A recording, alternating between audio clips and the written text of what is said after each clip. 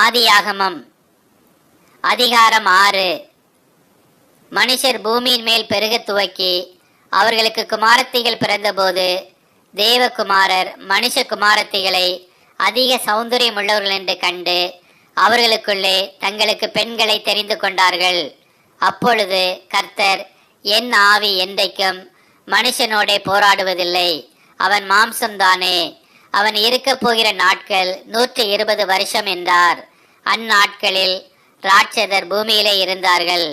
பின்பு தேவகுமாரர் மனுஷ குமாரத்திகளோட கூடுகிறதினால் இவர்கள் அவர்களுக்கு பிள்ளைகளை பெற்றபோது இவர்களும் பூர்வத்தில் பேர் பெற்ற மனுஷராகிய பலவான்களானார்கள். மனுஷனுடைய அக்கிரமம் பூமியிலே பெருகினது என்றும் அவன் இருதயத்தின் நினைவுகளின் தோற்றமெல்லாம் நித்தமும் பொல்லாததே என்றும் கர்த்தர் கண்டு தாம் பூமியிலே மனுஷனை உண்டாக்கினதற்காக கர்த்தர் மனஸ்தாபப்பட்டார். அது அவர் இருதயத்துக்கு விசனமாயிருந்தது. அப்பொழுது கர்த்தர், நான் சிருஷ்டித்த மனுஷனை பூமியின் மேல் வைக்காமல் மனுஷன் முதற்கொண்டு மிருகங்கள், ஊரும் பிராணிகள், ஆகாயத்து பறவைகள் பரியந்தமும் உண்டாயிருக்கிறவைகளை நிக்கிரகம் பண்ணுவேன். நான் அவர்களை உண்டாக்கினது எனக்கு மனஸ்தாபமாய் இருக்கிறது என்றார். நோவாவுக்கோ கர்த்தருடைய கண்களில் கிருபை கிடைத்தது. நோவாவின் வம்ச வரலாறு. நோவா தன் காலத்தில் இருந்தவர்களுக்குள்ளே நீதிமானும் உத்தமனுமாயிருந்தான். நோவா தேவனோடே சஞ்சரித்துக் கொண்டிருந்தான். நோவா சேம், காம், யாப்பேத் என்னும் 3 குமாரரை பெற்றான். பூமியானது தேவனுக்கு முன்பாக சீர்கெட்டதாயிருந்தது. பூமி கொடுமையினால் நிறைந்திருந்தது. தேவன் பூமியை பார்த்தார், இதோ அது சீர்கெட்டதாயிருந்தது.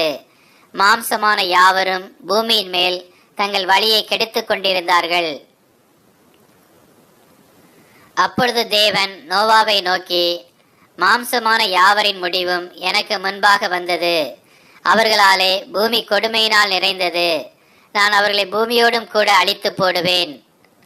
நீ கொப்பேர் மரத்தால் உனக்கு ஒரு பேழையை உண்டாக்கு. அந்த பேழையிலே அறைகளை உண்டு பண்ணி அதை உள்ளும் புறம்புமாக கீழ்பூசு. நீ அதை பண்ண வேண்டிய விதம் என்னவென்றால், பேழையின் நீளம் 300 முழமும் அதன் அகலம் 50 முழமும் அதன் உயரம் 30 முழமுமாயிருக்க வேண்டும். நீ பேழைக்கு ஒரு ஜன்னலை உண்டு பண்ணி மேல் தட்டுக்கு 1 முழ தாழ்த்தியிலே அதை செய்து முடித்து பேழையின் கதவை அதன் பக்கத்தில் வைத்து கீழ் அறைகளையும் 2ஆம் தட்டின் அறைகளையும் 3ஆம் தட்டின் அறைகளையும் பண்ண வேண்டும். வானத்தின் கீழே ஜீவ சுவாசமுள்ள சகல மாம்ச ஜந்துக்களை